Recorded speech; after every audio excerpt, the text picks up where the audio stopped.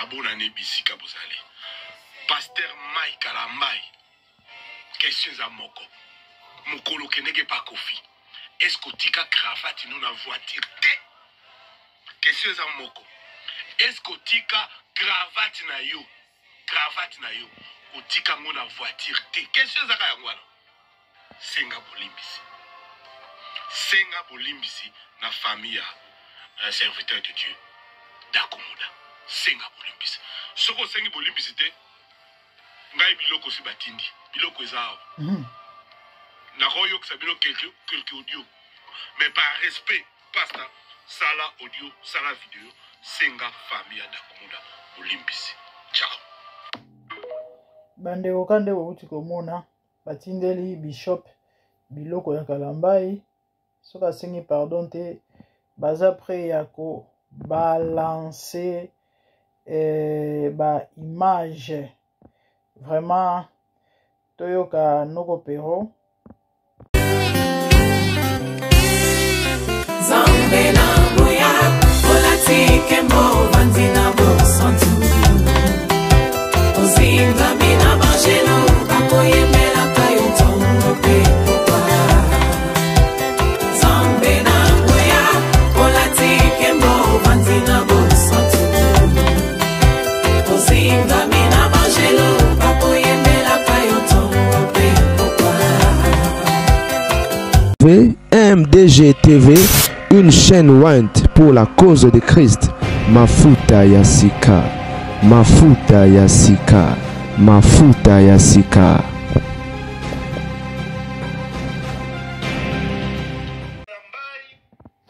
Ici, d'abord regardez la forme des équipes. Un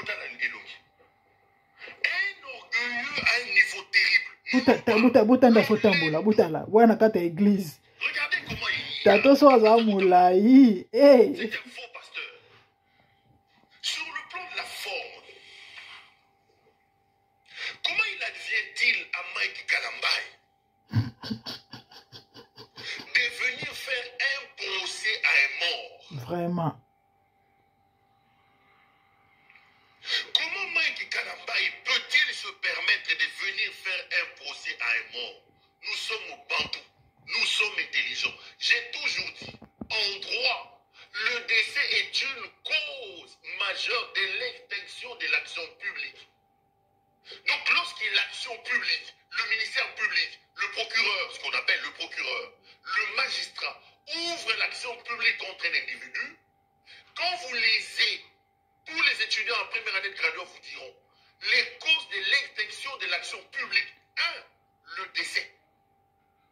Une fois que le délinquant est décédé, automatiquement, son décès entraîne l'extinction de l'action publique. Comment il advient à quelqu'un qui s'est dit être pasteur de faire un procès à quelqu'un qui est décédé? Comprends-moi. Première question, Mike Kalambai. Si Mike Kalambai n'est pas un faux pasteur, si Mike Kalambai n'est pas un aventurier, c'est un aventurier hors pair, comment peut-il venir faire un procès à quelqu'un qui est mort? Dans la même lancée, écoutez Mike Kalambai dire. Kalambai vous dit, frère Dakoumuda, et l'émission est consayoté. Kalambai parle de Dakoumuda au présent comme si Dakoumuda est vivant. C'est la preuve que Kalambai était magicien. Kalambai avec Kofi Olomide, ils font la nécromancie. Rappelez-vous de ce que Zobozi a dit. Zobozi, c'est le pire petit de Kofi Olomide. Qu'ils allaient prendre des corps, des morts, dans la morgue. Qu'il arrivait même qu'ils fassent les rapports intimes avec des morts. Ils traitent des morts comme si c'était des vivants. C'est ce qu'on appelle la nécromancie. Mike Kalambai pratique la nécromancie. C'est un magicien, c'est Kalambai. La preuve de sa magie, c'est que Kalambai, oubliant que Dakoumuda est un décès, oubliant que Dakoumuda est mort, Kalambai s'adresse à un mort. Il dit, frère Dakoumuda, et l'émission Tony.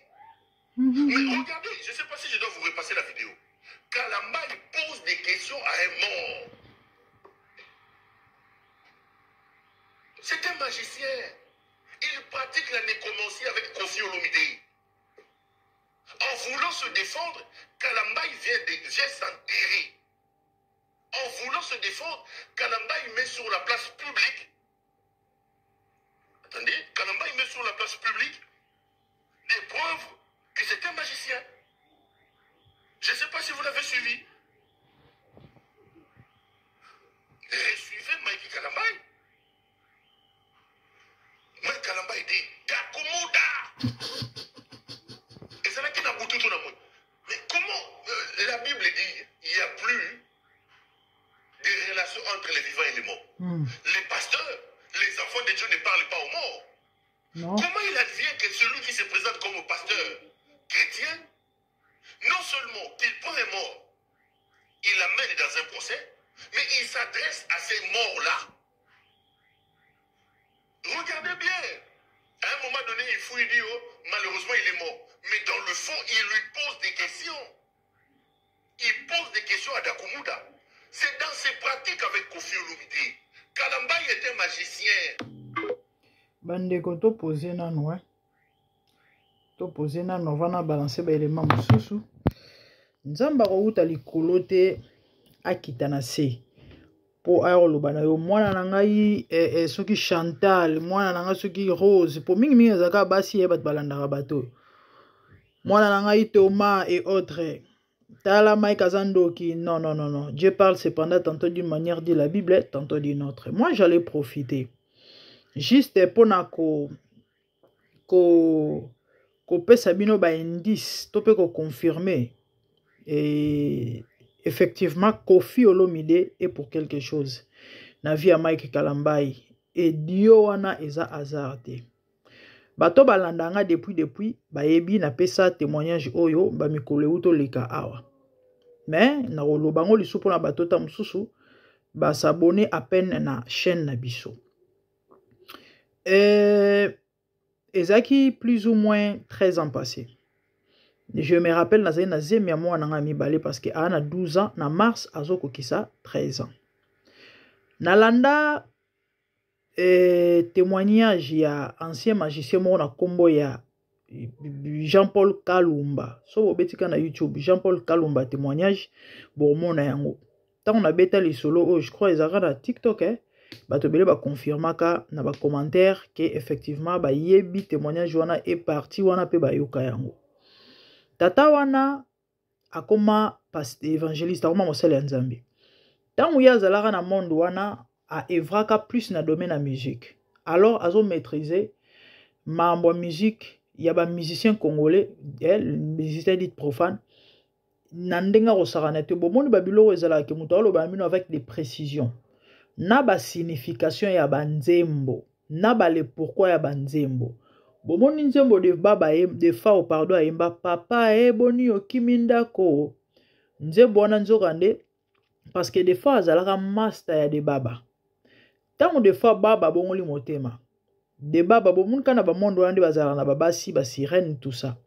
Sirène tope moi si de baba monde wana nda tikala na pasi. Ai la kaka de fois oke soko zongi selinga moto wana na opesa yo alaka e baba présent ba biloko songolo pakala. E ndenge zala kaka yende mutu apesa ka yenzembo wana po ayemba. Et puis ba cri tel que bazi tout à la ezalaki ba don au sirène wana salaka de baba wana selon magicien wana ex magicien wana ninga expliquer bino de solo no beta ya ba 13 ans passés. Alors qu'est-ce qui s'est passé? Tata na lobara boy aloba mambo mo ebele pour konzembo ya trahison o pepe kala yemba aloba mambo mo ebele de so boke na YouTube boluki témoignage wana bolandango et je crois wana et ça va partie ebele ouais, oh, ya alobela mambo musique, je crois que c'est la 8e épisode, son abosanité. Ouais, entre 7, 8 et 9 épisodes, na misatu wana. Tata wana bandeko, alobi boy, Kofi ba pesa émission ya ko gagner ba musicien chrétien. Effectivement, so bolandi mambo zo bozi alobaka. o atangaka ba kombo ya ba musicien chrétien ba kendaka kuna donc ezo cadrer o kapenda ba confirmation effectivement a réussi sa mission na ye. Alors tata na lobi boy alobi Kofi ba pesa ye mission ya ko gagner ba musicien dit ba musicien gospel o ba yembela nzambe. Il faut recruter bango kotsa bango na monde wana mission ba pia yango wana. Et mutu aya na secte nécromancie na mboka na biso selon tata wana ezalaka ye. Effectivement zobozi lobama ngamba ba bibembe lisolo na obeteza ya ba 13 ans passé et zobozi a autokufa plus ou moins 7 ans passé son je me rappelle encore. Donc to benga on une coïncidence. Je crois que ba spirituel ba comprendre makambo. Alors tata na loba na biso boye ezalaka na réunion moko elekaka na monde wana. Na réunion wana Kofi abandaki ko viser Mike Kalambai na Laure Mbongo. À l'époque bazalaka na no bien bana bato na bakisimbi kisite. Défi na ye alansaka ezaki il faut gagner Mike Kalambai, il faut akitisa Laure Mbongo Kaleson. Défi na ye. Yango bo constater Kofi à chaque fois alobelaka sur ba musicien gospel to ba nini azala na admiration belé na lor ou des fois atakinaka même et tina niveau lo bakeno ba salara un jour dio ba mikolo uto leka je crois na ba été a kala penzate Kofi a atakinaka Laure Mbongo a sala ineta imiter voix na ya munene na émission mo ba banda ko seka na ibite so bat bolanda ke lokwana na ngana sala on kuto émission mais ba empêchement na ba busy ka na sala ki yango souté. Et bah tout ni même lors na émission moko que non maman lors tala Kofi a azaki contente te hein asilika ki et puis bah tout na ki soki Kofi alobi asa ne dio soki azaki aloba apesa aloba lingala moko et ya moi kanda voilà et là moi déjà que répondre ki kaka je crois bazan actualité ba se rappeler et là quand on le cas il y a même pas 6 mois bah plus ou moins 4 mois passés. Ba mikolo kaka ba 3-4 mois passé ba perro ba nozo message pour maman alors lo moi ba jarwana parce que a cibla kalor mbongo. Alors qu'est-ce qui s'est passé tata na lobi boy bo sambela mingi pona bango ta musu yo bona na nzembo alors ta musu yo za difé na nzembo Mike yeba ke monde des ténèbres ezoluka bango bobondela pona bango et na profiter pena lo bana bande ko ba olandanga. So ezana mosel na nzambe moko oyo oyebi personnellement nzamba de la kisa openda que il est vrai yaya buka mabolongo pona ye parce que na tant ozali ba vrai ba rechercher et diable azo ciblé azo recruter et belé abana bato bazala na bango na kata ba mambo oyo te mais ba piéger bango ba zo bango. Il faut vraiment beaucoup prier les hommes de Dieu au bazar dans les vrais que nzambe abatela bango ya on bomoni Babylone est ba pauvreté na ba vie ba chrétien ezala mingi œuvre à diable. Pourquoi? Parce que mutu a supporter souffrance te et belé bazu ba onka pona nini ba difficulté akero cha mutu bakata ou encore ba piéger ta mususu sans que yayeba na mbongo to na eloko moko sans ko consulter nzambe ton invitation moko kuna keiba ke bazuye na mutambo. Tata na lobi bobondela pona bango parce que ta mususu bino bobongola mitema na banzembo bato wana boyebite l'ennemi est en train ya ko viser bango.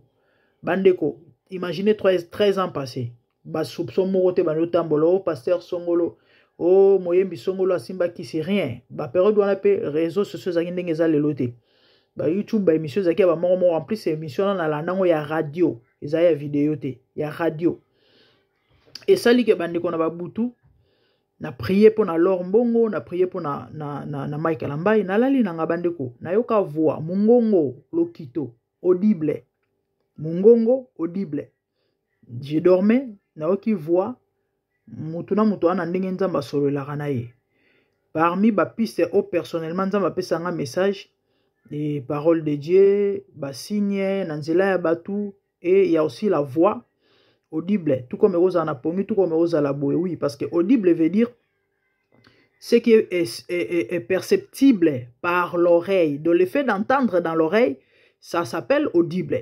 Des alliés audibles. Parce que na meka ko lobelo ko na nini moko na live moko na TikTok bazo sekanga déjà net que non na bi français te et mutolali comment ko ka audible. Nous les chrétiens ba rêve ezali monde réel. Et Joseph est devenu ce qu'il voyait dans ses rêves. Ndoto pour les chrétiens ezali monde réel. Parce que la Bible dit que Dieu parle. Cependant, tantôt d'une manière par des visions nocturnes, par des rêves. Donc, Dieu me parlait, la voix de Dieu me parlait, bien que nazaki na profond sommeil. Mais pour nous, rêve ezali monde réel. Donc, nayoka mongongo nzambe, audiblement. Voilà. Et nayoki baoloba nanga que Mike azwami déjà na motambo. Mike basi bazouye na obeta lisolo à 13 ans passé. Donc pour vous dire que ndeko o asimbiki silelote. Ndeko asi akomi musika. Yango bomoni yaka mami eza pasi. Généralement des gens comme ça ils ont pas si pour bazonga susu. Ouais, lorsqu'on s'égare est comme compliqué. Le banzamba ça miracle. Alors, tant on a la muki bon, ba message à la muki na ba sensation il y a que les hommes spirituels ou encore les chrétiens vont comprendre ça.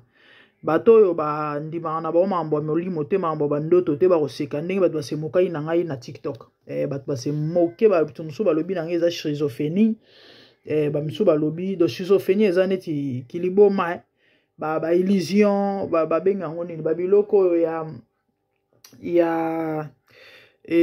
comment ba perte en mémoire na ba oyo ba benga ngoni déjà neti moi na lingala to benga ngoni neti moi liboma et ba oyo yo ezoki manga soki yena koloba mo ango et bref tana la muki bon ba message za ozwi ango qui vraiment ba sensation na nzoto voilà oki pena malili neti lo mo utoko salema neti kama utoko leka na oka souci na parce que na na témoignage avec une amie à moi Gisèle na beteli Gisèle na tonga Gisèle tamam na moni na yoki na butu abi na koloba boete abi oui et ça la biso pas si fort et le kanango na bete na rappel lisolote parce que révélation nyonso za kolobate vie peut continuer nango soupçon ni rien nandenge pe ka mukile o mo kenenezo kenemi kolezo pusana et ba émission comme koma ba réseaux sociaux comme koma belé ba Facebook ba YouTube ba nini na et autres nandenge le loto romo na ba mambo o tozo mona. Donc il s'agissait de Koffi Olomide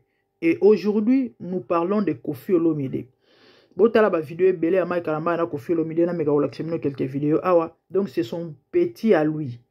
Et Koffi Alobake, ce qui m'a côté la yepe à Rokota. Pourquoi? Parce que Bazaba tout moko. Donc lorsque vous appelez celui-là enfant de Dieu, c'est que lui aussi il est enfant de Dieu. Vous comprenez? Et Babylone oyo, tant que ko loba yango boye, et zanzamba zo ko avertir ba oyaye. Vous vous exposez bino bolandara n'importe qui parce que il ne s'agit pas seulement de Mike. Mike peut-être misanya le lobimi de banda, mais ba misusu misana bango za ko bombama. Ndeko mwasi ndeko mobale bakenda église na loyengete. Bakoto ya ka mutu mosali ya nzambe na loyengete. Tango moi so ote ko kufa awa, il y a influenceuse. Comment elle s'appelle? Rafine. Denis les appelle ça conseil moko parce que ba soupçon bana ko bima ke fi wana bale pa ya Satan de nuance. Azara sope likamu na ye parce que koma ko sope ko yoka ba voix ana sope ko bimela ye na ndako. Denis les appelle ça conseil moko alobi batu nyonso oyo bo zalaka bo approchaka ba musicien, ba pasteur, ba politicien. Faites très attention. Abi bo poussa na pene makasi te. Tant balo ba pene makasi donc comme ça n'est trop proche.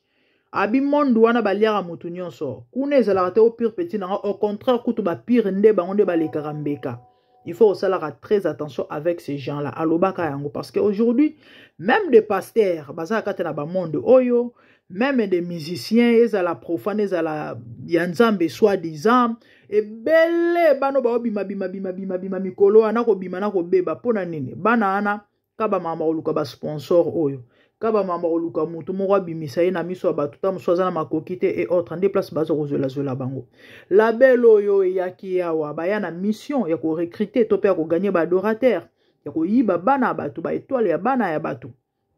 Malheureusement batu bazaka ka aveuglé batu bazo saela ka sentiment batu bazaka envoûté oyebi so ozana ba don opérationnel te oza chrétien mais ba don spirituel no ezero lala ou encore olota na pasi on a discernement te yeba ke tu cours un danger on est tout mutu gezanga frein ogeno beta n'importe où okoyo okufa bande onanga mukilo boso moneza somo ba église obomone tondi makambo ebele tata oyo akufa tikela mwana na église na kotanga na kombo te ndeko mo auta oyebisanga récemment eza na pasteur moko azalaka pe soit des ex magicien ba onyo so bandoki na bandoki bakosa ka bato babongola mitema pasteur wana ebisa bato na ye entourage ba proche na lobi ova na bino bato balobaki no bachila ba poison atila alia ba poison belé yango après que no kende na poto balobi te balia mutu moko esengela kité parce que bato nyuso balia bango te parce que bamondu ba église nde ezana na ba église belé surtout ya minene wana boyebi ba membre belé église ekuyeye bana bandimi bato baleka bambeka abi balia mutu moko wana o esengelaka te parce que bato nyonso balia bango te azama kila bololo ndakanga maka ye na mongongo tina ndenge azaki santé lelo maladi lobi maladi tina ndenge memaye na liwa ba église obomone bombi makambo ebele bato ebele bakoleka bambeka église ya mabete mavo kende église songolo yaya bondela nzambe to senga nzambe orienté yo mukili makambu soki biso to loba awa ezaka poto wa to ko avertir bato soki omoni ke to kokosa to ou encore eza acharnement bolingi please bolingi mutute eza etalio mukolo likame ko ya to likambo koya biso to kozala épargne ngana nanga sentinelle Bible lobi so ina biso ke loba la méchant ke akokufa e ko lobi te mukolo akokufa na otune makila no ngana boba tuna makila ya mutu ngana ko avertir bino wa ozo ba disposition gloire a Dieu o ba omona ke non nazala nzela te nazoko ayo mutu ko yeba ngana osaka yanga parto pe yanga musala c'est ça ba église obongone bomba makambo belé pourquoi Koffi Olomide ka kombo ne mutu so tangama e bo ba témoignage nyonso epesa mi mamionso eloba mi po anini ezaka ba coïncidence to tila bino émission zo boziawa atangi ba kombo ba musicien gospel ebele boyoka ki bolandaki na ba Clovis Makola nzoka nde tellement à l'époque ba période ba Clovis ba sala succès réseaux sociaux zala ndenge za lelote réseaux sociaux zala ndenge za lelote ba YouTube ezala raté ba Clovis ba sala ba succès surtout avant ya poto tanga leki na Angola tanga ye ba sala ba marquer penza époque na bango l'oiseau du jour a marquer penza époque na frère wana sala succès nzoka nde bango pe bando kenaka na Montfleury eza mawa eza pasi nzamba sunga biso bota bano bobima mikolo na musique gospel ezaka ba succès moko ya ba 2 ans une année soit sel monze momo ba sepeli na ba tsema kelele après nie mutu moko te abeta ata 5 kangi bazate ba fiston bui babimaka surprise lelo fiston azawapi ekomika ya komeka eza mawa eza pasi que Dieu nous aide na sala émission moko awa ezalaka live na TikTok na YouTube pe plus ou moins 3 mois passés tellement ba live ya YouTube et bandoza milai bat bana penda kolanda ngo troté émission ngo eza nango wana nalobela sur musique naloba elo mo na lobi parents moboti ozolanda nga wana mwana ana don ya musique encadrez bien de konanga sinote ole la lobby yana na kosala émission moko ka semaine oyo sur kamambo musique oyo ya un petit mwana moko héritier bato bele boyebi o akenda koyemba epa ya rason période moko boy mwana na koma liboma mwana kitoko bato babande ko lula bato bando sepela na etala voix tala mino pembe mino koma jaune mwana wana musique etala ndenge BBC akenda epa rango il paraîtrait la coste muto sala e bongo kande bato baloba to yebi na monde wana mambo beleza la c'est fort possible tout comme ko zapeta musu payer moko ou bien ta musu pe bisika ngwa keneki na babenda ki moto to étoile to famille au fait c'est compliqué yaya so zana mwana ana don ya koyemba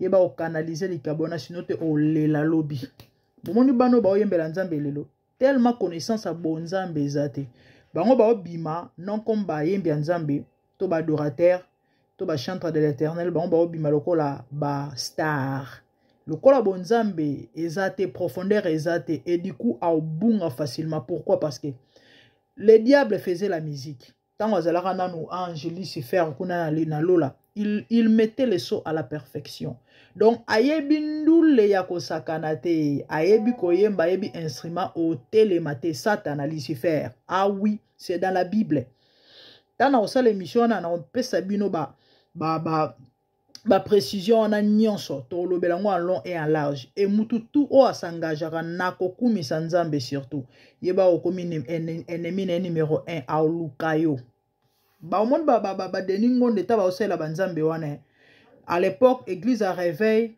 babandeka opesa moto ba responsabilité na loyengete encadrement et affermissement et autres donc mututi azoya ko salela nzambe o modérateur o moyembi o nini o songolo azwa encadrement azwa ba affermissement azwa ba formation nyonso sengeli aza na connaissance ya bonzambe. Mais sinon généralement ba musicien ba bongo na difficilement ba musicien et belete ba bongo na ka mingi soko moni a penza na bonzambe il est vraiment sérieux so landeli oka aza na appel ministériel aza soit pasteur mais na likolo na nzamba pesi epe likabo wana généralement so moni moyembi ana bonzambe belé na kati yebaki aza ministre de Dieu. Mais ka boye kaka azaka na don wana ka ya koyemba wana mama tata nzambi baze belete ba payende bozomona bango wana batute bazana makambo moko so boyoki compliquante. Mais tolobela marambo. En fait, c'est ça. Vraiment que Dieu vous bénisse. Abonnez-vous massivement sur MDGD TV Mafuta ya Sika. Tozaka bande poto lendi ça, poto conseiller et poto sungabino par rapport à mokilio na marambo nango comment vous devez vous positionner. Quand na ibisa bino nzamba ya motutu. Et ça te que il faut le gananzela ya pasteur to non, ils ont la grâce oui, ya ko orienter pe ya ko kamba batu ya ko ebana na nzambe. Mais tu peux aussi développer ta relation personnelle avec Dieu en lisant la Bible, en priant et au koyoka ba oracle de l'Éternel et aux alipamboli pour nabatu. Et y en a bandimi belé bana ba profondeur pour les ba pasteur et belé. Pourquoi? Il y a des pasteurs qui ne sont que superficiels. Ko sambela ya malungate. Ernyo so wana sima mukongo mama elo ba voici l'homme. Ba jeune kutu ba sacrifice et pardon ya lia kana ernyo so Bible tanga kana été mais bizarrement ba tongo ba ona ba prophétiser na ba TikTok pas que no somba ba makasa na ba frontière ba kasumbale sa po ba mona ba bimisa ba to ba mbongo tala mukilo bo mona yana makambo ya loyengete bilanda landa oko kufa zololo o kufa. Donc biso musala to sala yango yo ngai ezali musalo nzamba pesinga ya kofungula batu misu. Lorsque Dieu m'a appelé a pesanga passage na acte 26 bisika zolo bana Paul ke na pesio mission ya kofungula peuple o misu musala na ngai yango wana mama papa wako yoka nzamba zulu kumu opa komona ke na zoko kosa batu yo muto koyeba mukolo to kosamba pona yo pona ngate ngape na kosamba pona nga pona yote. C'est ça tocha moi ba image to mona vieux quadre na petit nae kalambai mais ko makulo kutako wanga na mwana mobali oyo. Bon, on peut ça peigner les raisons, hein. Na moni de comment comme na TikTok alobi peigner pardon nous étions envoûtés. Bon, comment peut ça peigner les raisons, hein. Mike alobi batu mususu baleli sanga na ba 2021 lelo ba kombi zengi. Non ba kisi na yonde mutu. Eza ko manipuler mwana ya batu. Wana nyoso zo peigner pona peigner la omi kizengi. Peigner la omi kizengi te. Nzamba za juste. Soko kufa nda kufa.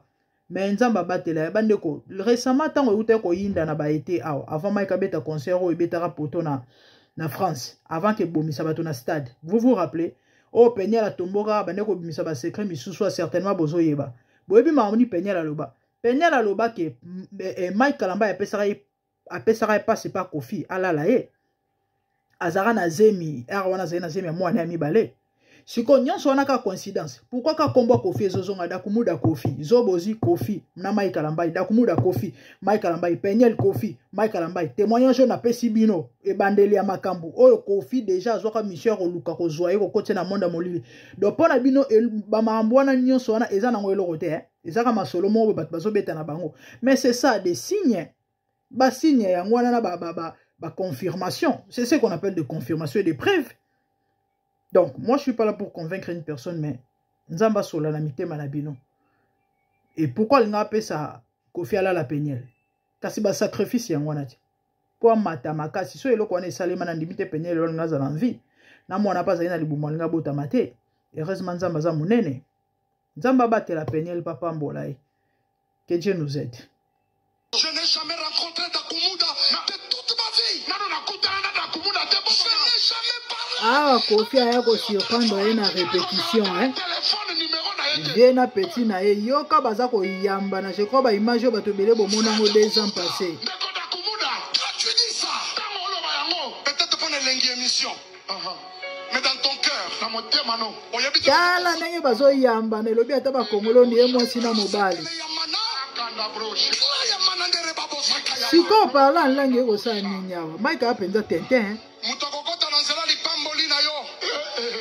Nambuloyo, azala témoin. C'était la nuit ou la journée? Ezalaki bututo mo ine confiance au initié. Jusqu'à me passer de Kumuda au téléphone. Ça s'est fait quand et quel jour? Tu as passé même pas de Kumuda. Et Salamaki mon colonini. Na papa Kofi peut répondre biso papa. Talabantaba, bé. Et le bâtard des choses de nard, Talabantaba, bé. Celui qu'on appelait Newman est parti. Dossier. Mais Kofi Olomide est vivant chez lui, demandez-lui. Ya Koloba, Kofi Penda Koloba. Je n'ai jamais rencontré. Clip mo ba komana sima bonganga. Mike Kalambai. Voilà. Comment combo là? C'est seulement ngala la tala mingi mona c'est l'album ezanga kombo. Pour kombo tendi salaka. Bonganga na nzambe. Kombo tendi salaka. Œuvre né. Je préfère œuvre que mutu. Pour les bongo tikalaga mais commandant Masua ordinalem suni balaki. Oyiba commandant kombe ba kufa batika libongo ngobila. Bitch. Ah, c'est ça. Namoni Joana sala clip wana Mike na Kalambai. Monika mo abeta et puis il y a une sol pour y avoir une note non ricanine ricaniri Abdallah Rie mais non pas trop à misser congolais quand on dit pas trop à misser ça dit toute tendance confondue On a balor mbongo na ba mari misambo. Alors mbongo au toucher pour la place wana Boyoki. place namoni jo Bosi ko se rappeler na témoignage no to pesa bino ya tata wana. Ndenga za wana suwe na ezala formatela lor mama oyo tata oyo selon témoignage ya tata wana. Bo tata batangele ba kombo. Take komi na lor mbongo yokika omoni o toucher donc yendenga za na rêve nezala lor mbongo tata oyo bozo mona. Siko babiloko nyonso pona bato eza nango kaka eza problème te bandeko nga nazoleka tozo tia ndamo malheureusement video seko molai fana tia bino so elema moko mena oluka ngo na omona ngo te Mike to préparer concert à ton hôtel. petit na ngai Mike bandeko botala ba danse botala ba danse Mike Kalambai ko moko bina na ba album na e bandeko botala ba danse Mike Kalambai ko botala Buta badas Mike Kalambai comment mobile buta Mike Kofi to sola masolo tout to sola na mutu kaka. Est-ce que moi je savais qu'ils étaient là? Quand benga ngai abenga ebeki ngana ko lobango abenga pesikai zara pesoe na pesoe o sola na apesa ngai to sola na butala j'étais choqué boyebi akamote so ngana bete solo j'étais choqué à mon et les zongi sangai et zongi sangana nini la pengwa la pengwa ngai Mike Kalambai azo préparer concert à Mike Kalambai na segala nzambe boyebi Mike Kalambai bomoni danse ya suka na azo bina suki mo poche so babenga oni mo poche suki mo poche mo pasho suki ma pasho danse ya ba congolais ngambu mama yoyo na